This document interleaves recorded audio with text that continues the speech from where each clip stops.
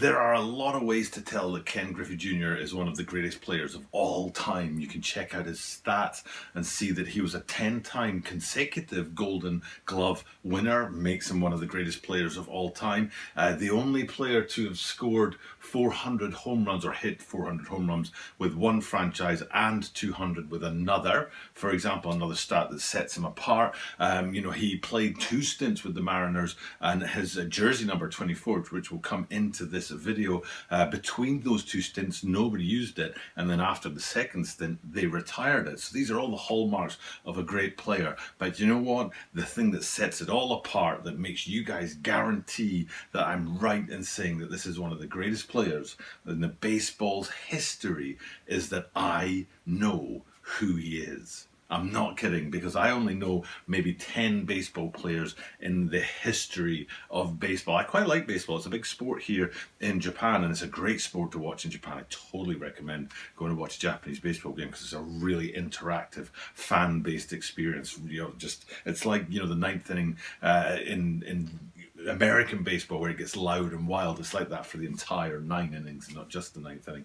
But like I say, I would say I know Roger Clemens, Randy Jackson, Ichiro, of course, and already I'm struggling. Derek Jeter, Rodriguez, is that right? No? See?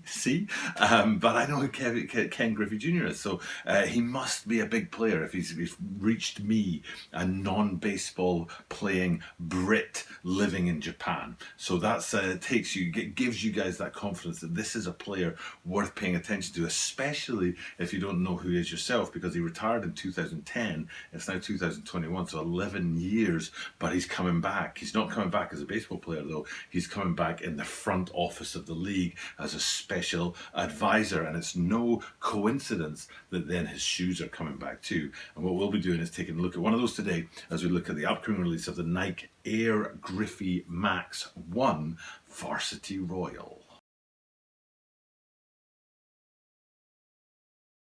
This is a Tokyo Bar 23 Sneaker Channel. Tokyo Bar 23 Sneaker Channel this. 毎日アップするので、毎日見てください. Every single day, 7 days a week, I bring you guys content about upcoming sneaker releases, sneaker news, and sneaker reviews. And I didn't put it in the video. I do this. This is the structure. Every one of my videos, it's always like this. A little introduction to explain what's going on in the video today, a little title card, and then we get into it just like we did with this video. But I had this moment of madness just now, where between that introduction and then this bit of the video, so where the title card sits, I was like, did I remember to press record? And I actually went round behind the camera and had a look to see if it was recording or not, because I'm having a senior moment. So I'm laughing at myself, basically, and I don't mind laughing at myself. I think we should all laugh at ourselves a little bit more. We take ourselves a little too seriously these days.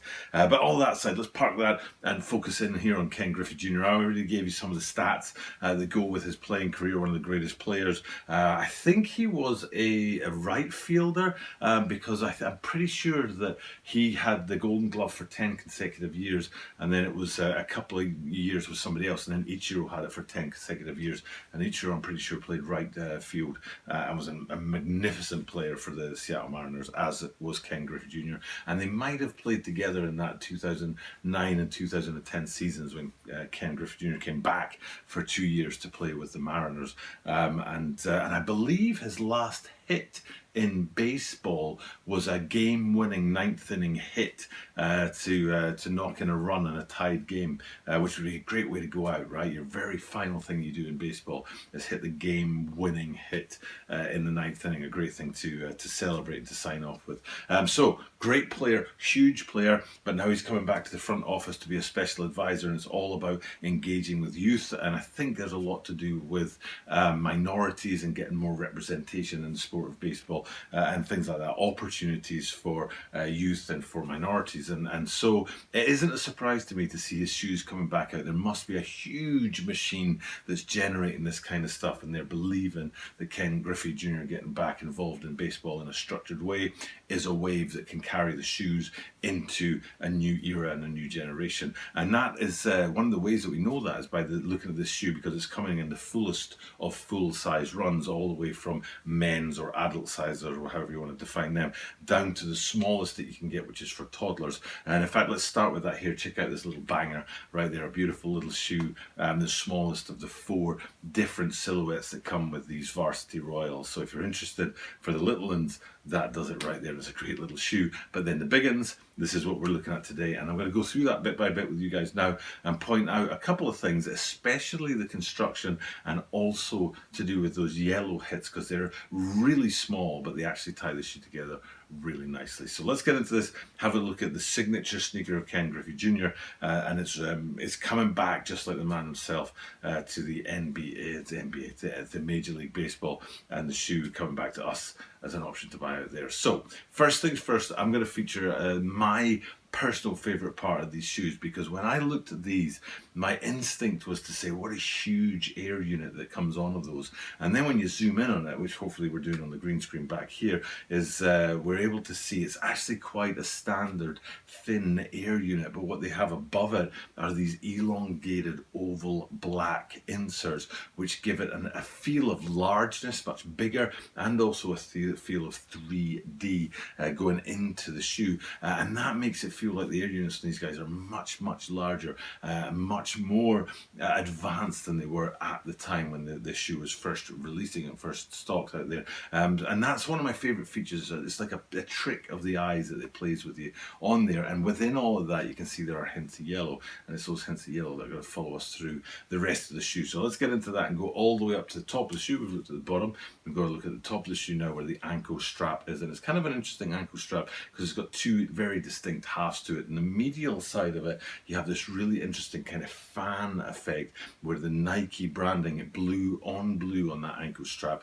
is actually getting larger and larger and larger as you get more and more around to the medial side of it. So that's a cool feature on the medial side, but on the lateral side, then you have the Velcro area that gives you that kind of personalized comfort that you can pull it as tight as you need for the stability around your ankle. And it's on there that we want to focus on 2 particular points. One is the white 24, which I've already said is Ken Griffey Jr.'s number, with the Seattle Mariners. I believe after the Mariners he went to the Cincinnati, I think it's Reds, which his father also played for, and he had to change his number from 24 to 30 because 24 had already been retired from another player, and then while he was playing for other teams, because he played 10 years with the Mariners, and then about 10 years with other teams, then back to the Mariners for another couple of stints, a couple of years, and back to 24 when he came back. So this 24 represents his Mariners number, but not the other teams that he played for in between those 2 stints, and it's in white on that blue background on that ankle strap. But beside it is a tiny little